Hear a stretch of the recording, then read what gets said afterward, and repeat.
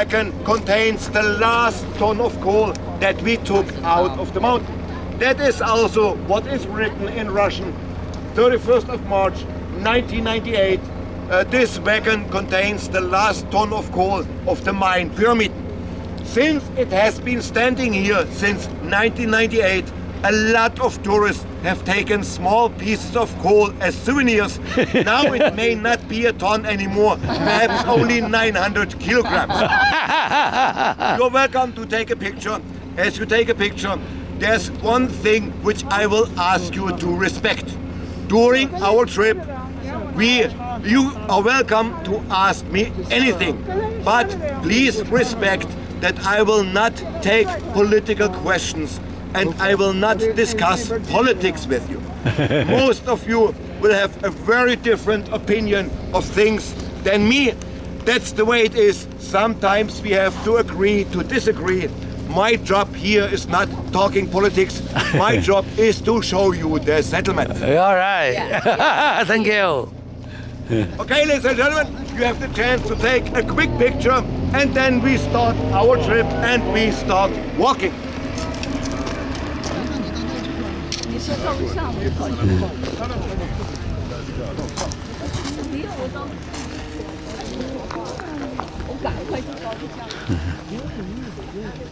Của em còn ở battery không?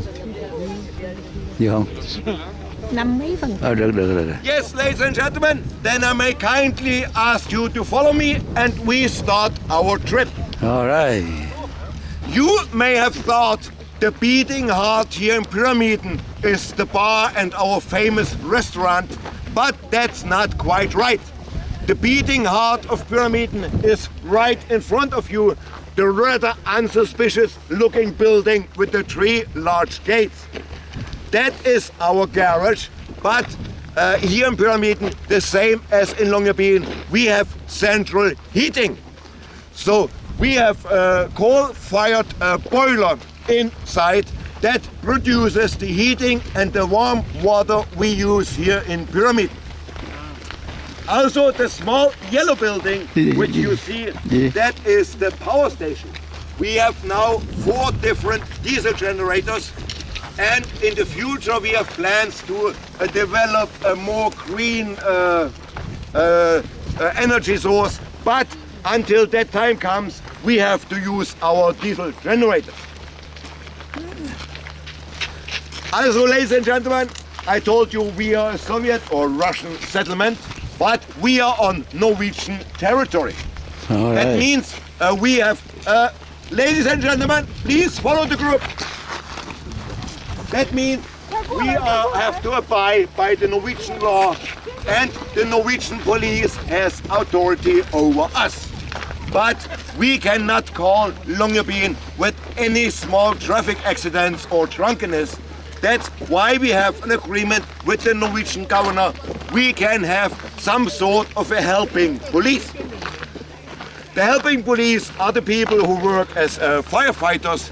They also worked in the mine rescue team to take workers that were injured out of the mine. But one of their side functions was to work as a helping police. The building of the helping police is the a 2-story wooden building with a little tower on top. Okay.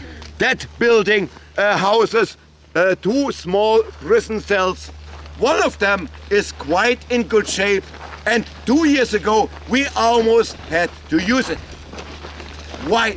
There was a group of ladies, students from Longyearbyen, coming here to Pyramiden to have a party in the weekend, to have a good time. One of the ladies had an ex-boyfriend who did not understood that he was ex. So this man came also up from the mainland to Longyearbyen, wanted to visit his ex-girlfriend and perhaps make her change her mind. When he came to Longyearbyen, they told him, yes, the girls have gone to Pyramid. So this man also came here. We see a man walking in the settlement, smoking all the time, quite nervous, drinking beer. Well, we see a lot of strange things with visitors, so we didn't pay any attention at the first. In the evening, me and my supervisor, we sit home drinking tea, planning the next day's work. The lady in the reception called us on the radio. We have a problem, you must come. Usually that means a polar bear in town. But this time it proved slightly more difficult. So we went to the reception, and the friends of this girl in question had complained to the receptionist that the girl feels stalked and threatened by this ex-boyfriend. So I went upstairs, and this man was about to break the door of the hotel room where the girl was standing. I cannot reveal to you in detail how we handled the situations because we have no authority to physically touch people. But I've been 10 years in the border guards. Believe me, I can make myself heard. Once I handled him, not so gently, so much I can reveal. I told him, you have two choices. Either you calm down, you go to your room, and we do not see you until the next day, or we call the police. Well, we did call them anyway, of course. And until they arrive, I will put you in our local jail. Once I mentioned our jail, he was getting so frightened. He was getting so small with the hat on his head and very compliant and went to his room. As we heard later, he was still arrested by the police in Longyearbyen because we had called them, of course. The friends of this lady in question had contacted them, and he had to spend 6 months in prison because issuing threats to a woman is a very serious crime in Norway. Unfortunately, it was a Norwegian prison.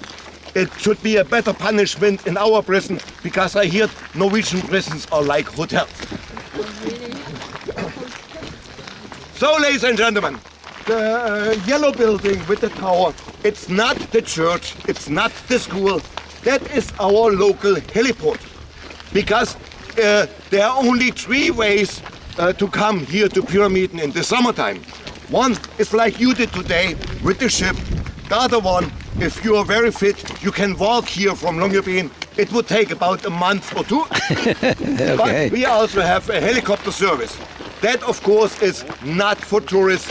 It's only for local people, exchange of personal, fresh supplies and spare parts. And the helicopter lands in our local heliport. All right. The Alpra accident that you mentioned. Yes. No, it was in Longyearbyen, outside Longyearbyen, maybe. It was about 15 kilometers outside Longyearbyen. So, ladies and gentlemen, as we approach, I told you at the harbor that in the old days the fjord was frozen about 7 or 8 months a year. That meant here in Pyramiden we had to be almost self-sufficient in the wintertime. That's why we had a huge farming complex. We had living cows, living pigs, living chickens, and these are the buildings you see ahead of you now on your left-hand side. We even had a rather big greenhouse, and as late as 1998, people come here from Longyearbyen with the day tour ships, just like you did today, for the one and only purpose to buy fresh tomatoes, fresh cucumbers, and other fruits and vegetables in our greenhouse, because the quality of the produce here was so much better than they could offer in the shop in Longyearbyen. It's only 27 years ago.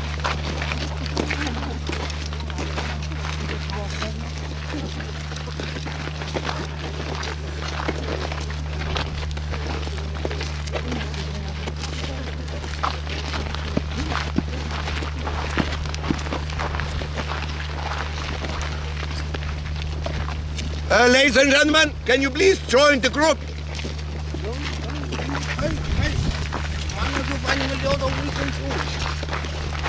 Okay, ladies and gentlemen, I told you we have a lot of international nicknames here. We are not Eskimos living in igloos. The first building that has a rather not so interesting nickname, but I still have to explain it. It's the 4-story apartment building covered in wood. That what you see now on your right hand side. That building is nicknamed London. Why London? I hope we have no British people amongst you, especially none from London. They may get a little bit offended now. The Scottish and Irish people, on the other hand, will like what I have to tell. Why is this building nicknamed London? Well, when it was finished in the late 80s, it was meant to be the living quarters of the local party elite, the higher management, the trade union bosses, short to say, all people who had some sort of power and authority. The ordinary people thought it was a very sad, triste and boring atmosphere in this building. Not a happy place to be, kind of like London, always the rain and the fog, not nice weather. So that's why they did nickname it London. We have a building here nicknamed Paris, which is the exact opposite of the sad, triste and boring atmosphere of London.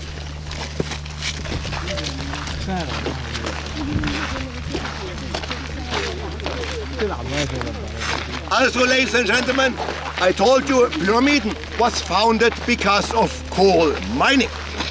Usually, all over the world, coal mines are underground. Pyramiden and Longyearbyen is one of the few exceptions of that rule.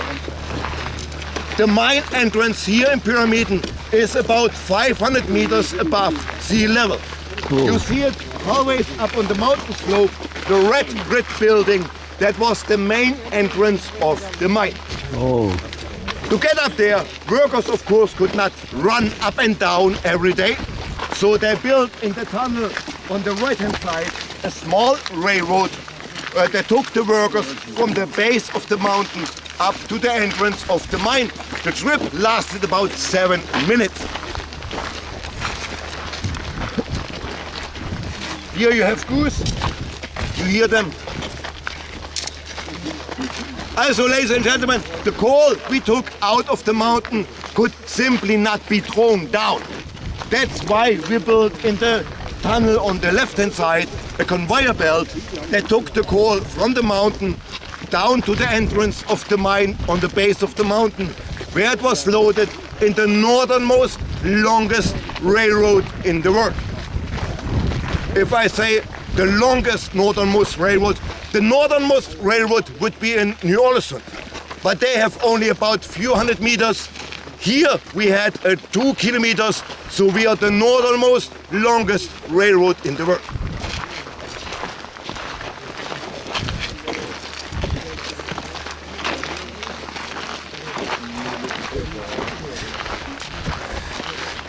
hey, Here, ladies and gentlemen, the yellow building in front of you, that was the pig house in the old days. There were over 200 pigs, or how you call it,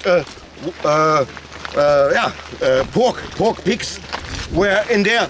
And even people in the old days from Longyearbyen came here to buy meat in our pig house because it was natural meat. It was not fed with any kind of chemicals.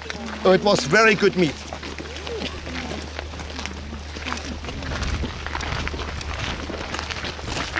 So, ladies and gentlemen, as the observant, I'm sure all of you are very observant, have already noticed there's some writing up on the mountainside. Always. That reads Mir Mir in Russian because we are Soviet settlement, and it translated into English like world peace or peace of the world.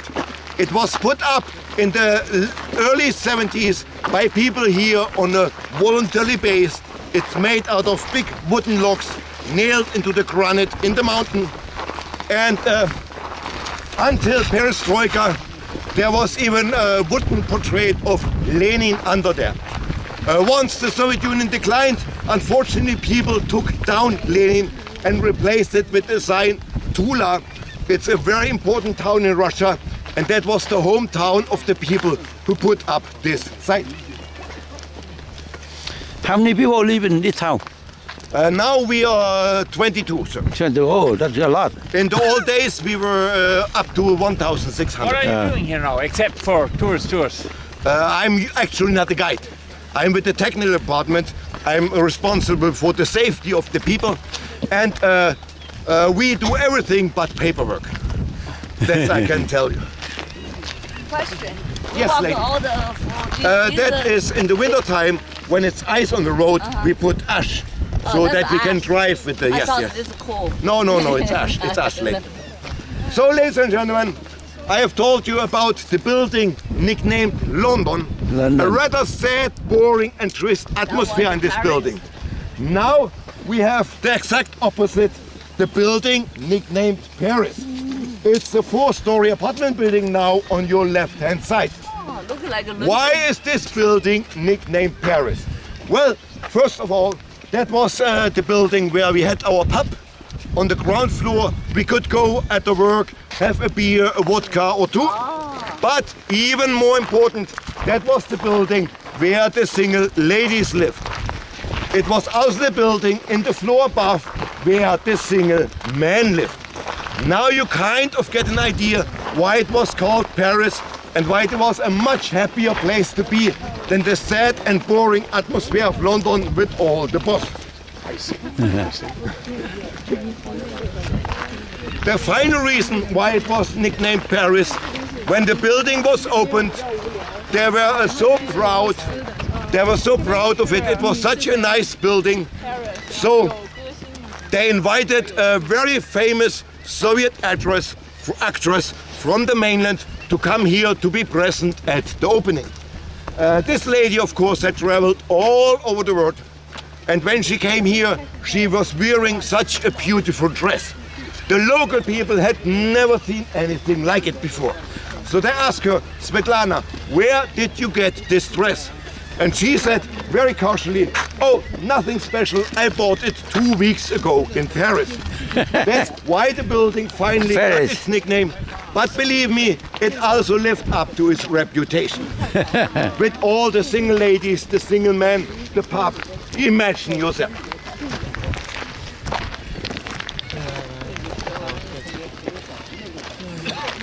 So, ladies and gentlemen, the next building, which I will explain, which has a nickname, is the building in front of you with the many birds. Oh, That man. building is named a Durdom, or translated in English, the crazy or the mad house. It's not because of the noise the birds do. Believe me, it's terrible. That was the building where families lived who had a lot of children. And in the dog season, November, December, January, children were not playing so much outside. They were, of course, mostly playing inside. And imagine every corridor, 30, 40 children playing football, riding bicycles from the morning to the evening. What mess and noise it was.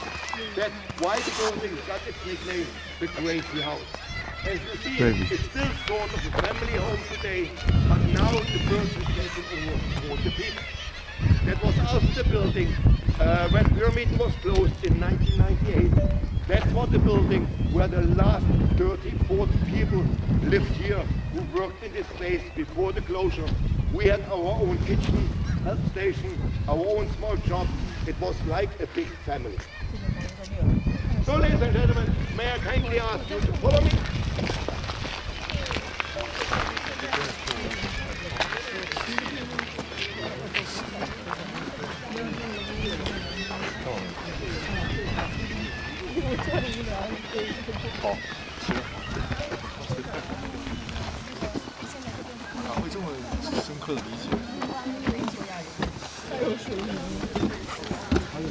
Man tänker på nu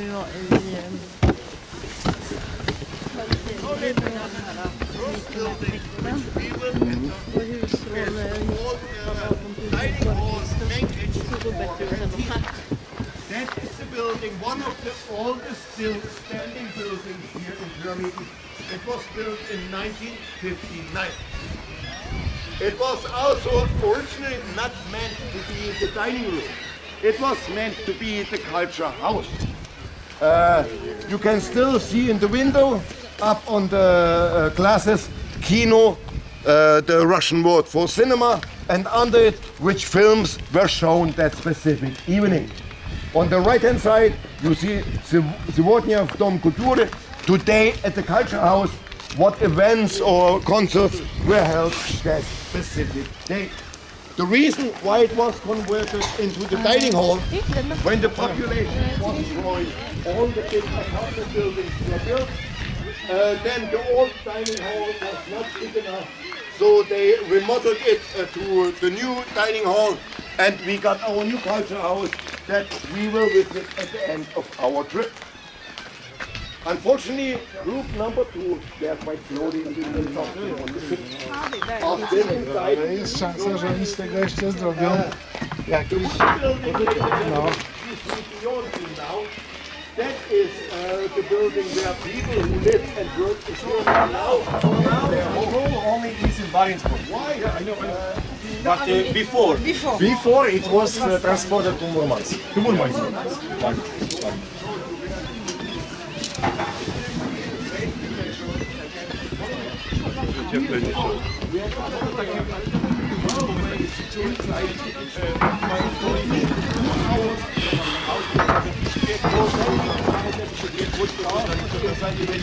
They of course can be opened because of fire safety. Do not think people are locked up here. We had last year we had a cruise ship here, and some passengers asked me quietly, "What is your sentence?"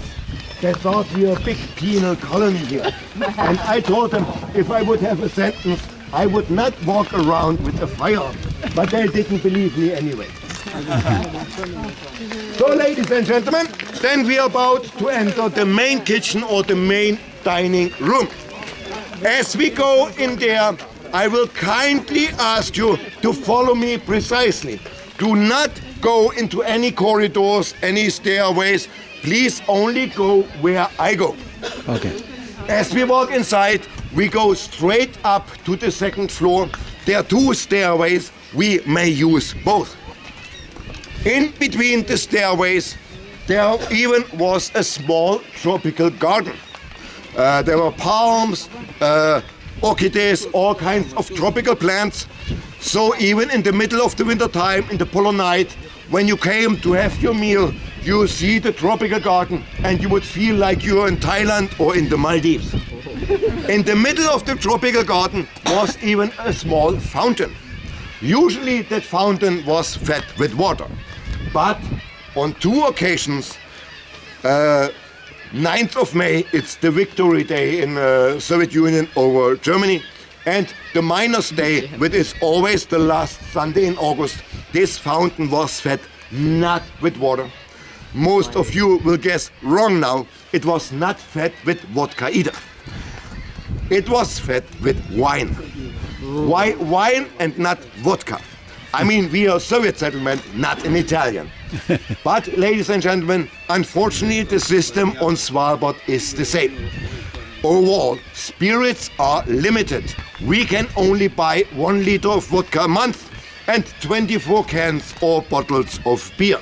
But wine and champagne are without limit. You can buy as much as you want or as much as you have money. And that's why the management made the decisions. The 2 holidays, we do not feed it with vodka, simply not to use the people's limit. We feed it with wine. And believe me, if you drink enough wine, it just has the same effect as vodka. So please follow me, ladies and gentlemen, and we go straight up to the second floor.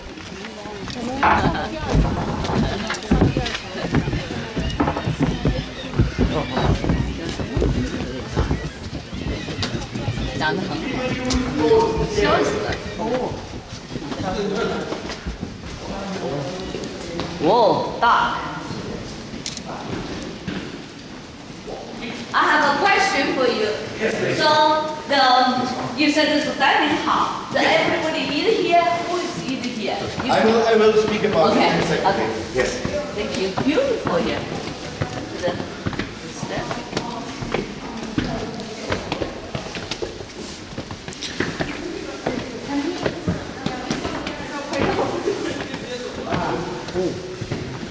Wow, it's a big dining hall.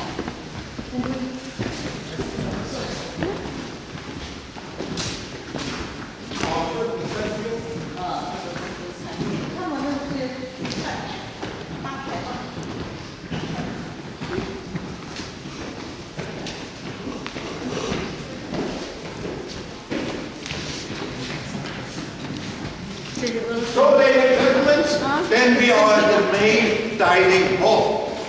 Now you only see a few chairs or tables left standing, but at the height of activity, over 200 people could eat here at the same time. In the old days, none of the apartment buildings had kitchens. It was because of fire safety.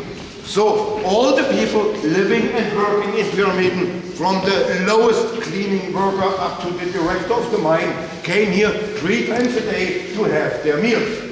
The food was completely free of charge. It was included in your contract. And the food here was of the highest possible quality. No frozen pizzas or prefabricated hamburgers. Everything was made from the ground up. We had over 40 people working in the kitchen to make sure it's running. The kitchen worked around the clock because the mine was working around the clock in 4 shifts.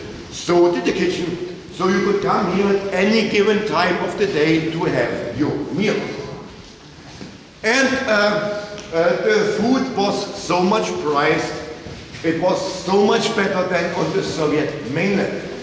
That was a political reason to get the best possible workers to come here and work in this place, and we got the best possible treatment. We had very high wages for Soviet time. We all usually worked here in the old days on 2-year contracts. Once you had worked here 2 years, you usually had earned enough money to buy a house and a car. Try to do this any other place in the world today, you won't make it as a normal people. So, ladies and gentlemen, the food was delivered buffet style. You pick your plate and you picked what you wanted.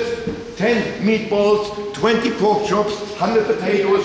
You could pick as much as you want, but the golden rule was you had to eat it here. You could not take it home with you. We had a small shop downstairs on the first floor where we would get sausages, food, chocolates, also very important where you picked up your monthly vodka ration, cigarettes and so on. And in the old days we didn't have any money. So the ladies back the counter had a big book.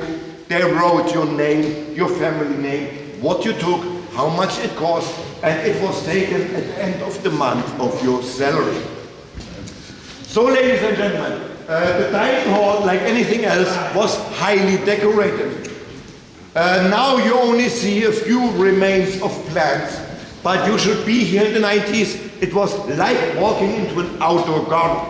There were fruit trees, flowers, green plants everywhere. We even had a small field of grass, really live green grass here, where children could play in the middle of the winter time in really live green grass while their parents had their meal. Longyearbyen had never anything like it. The mosaic you see, ladies and gentlemen, behind me on the wall, it was made of local people on a voluntary base. In Russian we call it Subotnik, in Norwegian they call it Dugnad. I don't know what they call it in English, but work without pay. It's made out of circle glass, and it describes, of course, the mountain of Pyramiden, the mountain around the fjord. Anything on Svalbard, of course, has to be with the polar bear. And the person sitting in the corner, it's a character from a medieval Karelian folk epic hero. He and his wolf, please do not enter the kitchen. He and his wolf, it's not a dog, it's a wolf. They were kind of like the saint patron of Pyramiden and kept an eye on us.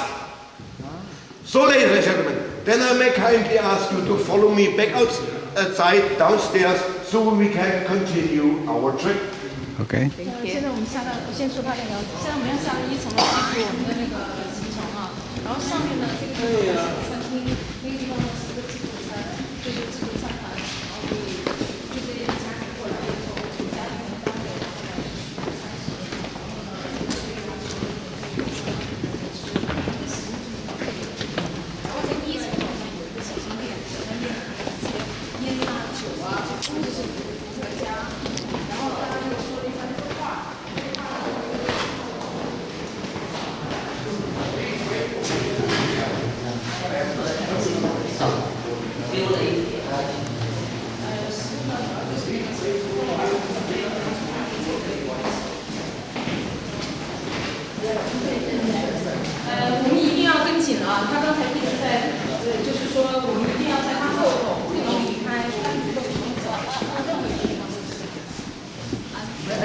more first or second group.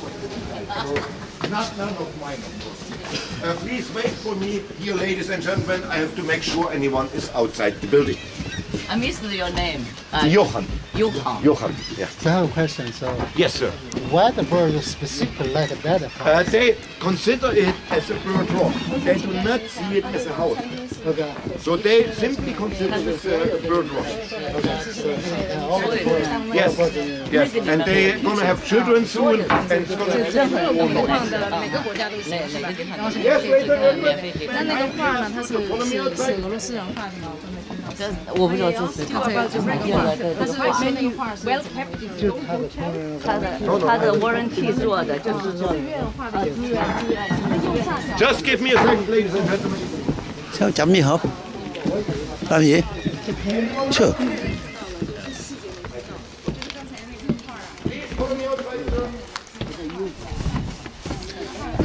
Ta đứng cái cửa nhà này chụp cho. 今天看到那个女的，我给她媳妇的很 happy 啊，是不是？谢谢。 Okay, ladies and gentlemen, then we are about to continue our trip. Hold on. I will put your attention to the building where the bus stands in front. That is, ladies and gentlemen, the northernmost full-service hotel in the world. That is our hotel where we have 44 renovated rooms, the bar, the restaurant, we have the souvenir shop, the post office. Perhaps if you come Thấy không? back Cái number another time and xây năm stay 1959. Oh, for a few okay. days in our settlement, that's most likely the place where you end up. The single ladies amongst you, of course, are welcome to visit me in my apartment. It's open, yes. It's the northernmost full-service hotel in the world. That it's only open seasonally, it's just a minor detail, but it's the northernmost service hotel in the world. So, ladies and gentlemen, then we continue our trip. As I told you, we had over 1,600 people living and working here at the height of the activity in the late 70s, early 80s. That, of course, were a lot of family people. That meant a lot of children. That's why we had the northernmost school in the world and the second northernmost kindergarten in the world. These are the buildings you see in front of you now. The first floor of this building was the school. The second floor was the kindergarten. If I say the next northernmost kindergarten, that is because a very small settlement in northern Greenland, Siropaluk, beats us by about 100 kilometers. They had a kindergarten, but they didn't have a school. So in front of you, you have the northernmost school in the world. Also, ladies and gentlemen, the building that appears now on your left-hand side, the small white building, that is called the refrigerator. That is basically what it is, because it was the storage place for merchandise that had to keep cool. It's empty now in 27 years, but the smell of food, meat, is still inside. And almost every polar bears we have in the settlement, they still go and walk around the building, checking out if there perhaps is something left. But the building is empty, but the smell of food is still kept in there. All right. So, ladies and gentlemen, I have told you, we have a lot of international nicknames here. Now I may invite you to walk with me on our local Champs-Élysées.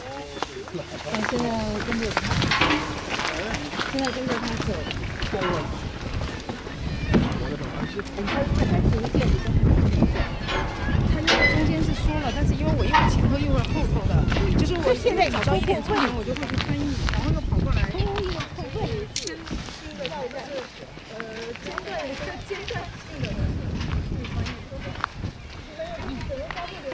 So, ladies and gentlemen, then we are at our local Champs-Élysées. The official name of this street is the street in honor the 60 years anniversary of the Great October Revolution. A rather long and not so easy to remember name. I'm sure Champs-Élysées sounds a lot better. Why Champs-Élysées? Well, I have never been in the French capital. I may never even go there, but I've been told it is the same layout. It's a road and a piece of grass in the middle. It is also the center square of the town. The wooden buildings you see around you, that were the buildings that were put up in the late 1950s. That the buildings are still quite in good shape, even if they're almost 70 years old. That is because of the climate. The climate on Svalbard is very dry. That means wood almost doesn't rot or doesn't rot at all. Oh. That's why the buildings from the 50s still quite so good, look quite good.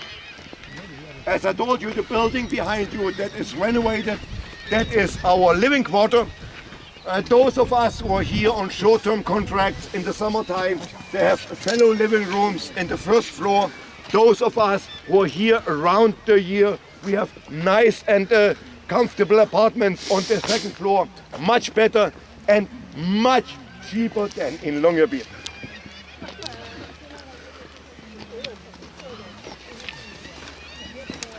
So, ladies and gentlemen, as we have no small children amongst us, I may reveal the nickname of yet another building. You see the small wooden building, two-story wooden building. That is the building that has the nickname The Strip. Officially it's named the Director's House, because that's where in the old days the director used to live before they moved to London. But why it's nicknamed The Strip? Well, in the 90s, we had in this building were living 3 ladies. One of the ladies in her late 30s, all of them worked in the kitchen, while her husband worked the night shift up in the mine. She usually had 1 or 2 male visitors that evening. And I have been told her husband was quite okay with that, because the customers paid with vodka, which her husband then would use to drink with his friends. So it was a win-win situation for everyone. A win-win situation. So, ladies and gentlemen, as we walk up on the square, you see a medal or monument appear in the middle. That was put up in 1996 to honor the 65 years anniversary of our company, Trust Arctic Eagle, here on the island. That is also what it says, 65 years. Arctic Eagle, the name of our company, simply means Arctic coal. And on the right hand side, Spitsbergen, which is simply the Russian name for Svalbard. Like I told you, anything on Svalbard has to be with the polar bear. You may ask why the polar bear on the picture doesn't look any real. It was not because the painter was drunk. It was simply in the 90s there were very little polar bears around the area. Many people have never even seen one. So they simply didn't have, yes, they simply didn't have a model to work out. What they found a small toy polar bear in the kindergarten. He was standing the model for this painting. It was also kindergarten children who painted it. 你等我们大家都照个没人的照片，你再照。 Thank you. 你这样的话，我 The 们都照 79 is the... Yes, ladies and gentlemen, you see 79. Quite technically, we are here at 78:40. But at such an important anniversary, 65 years, I suppose it's allowed to cheat a little bit. And 79 looks a lot better than 78:40. 45度了呗就。